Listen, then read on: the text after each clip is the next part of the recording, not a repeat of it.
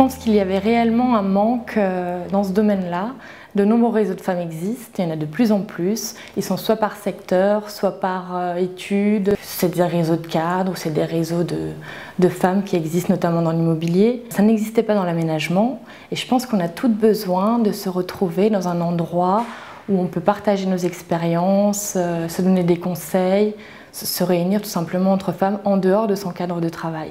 On est toutes très préoccupées par notre travail au quotidien de notre entreprise, nous travaillons toutes à flux tendu et ça ne donne pas toujours l'opportunité de faire cette veille si importante et cette prospection dont on a toutes besoin pour s'enrichir finalement au quotidien.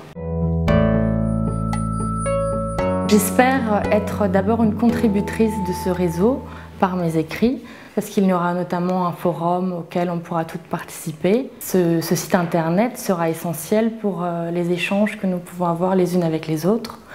Et j'espère faire part de mon expérience d'abord, de ce que j'ai pu voir autour de moi lorsque j'ai pu faire des reportages sur l'aménagement et moi-même en retirer des expériences nouvelles afin d'enrichir mon quotidien pour nous apporter une vision nouvelle de l'aménagement.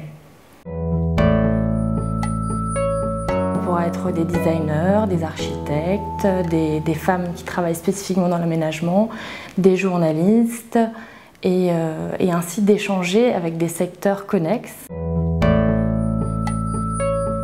Grâce à Espaces de Femmes, nous pouvons avoir une vision transversale de l'aménagement des espaces. Dans mon métier, j'ai l'habitude de côtoyer toujours les mêmes corps de métier finalement. Il s'agit de chefs de projet, de directeurs immobiliers, d'industriels du meuble. Mais je pense qu'il y a aussi énormément de femmes dans les industries connexes, notamment dans l'acoustique, dans les murs, dans les plafonds, dans la climatisation. Il n'y a pas très longtemps, j'ai même rencontré des agenceurs d'intérieur qui eux aussi font du bureau notamment.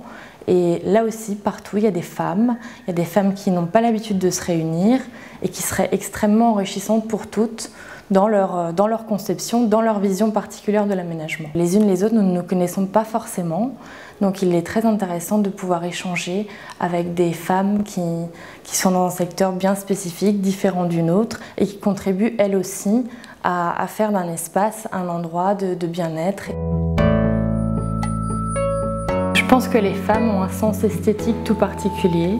Elles sont très sensibles d'un point de vue ressenti à l'espace qui les entoure. Je pense que si nos espaces doivent être mieux vécus, doivent apporter plus de bien-être, ça passera d'abord par les femmes.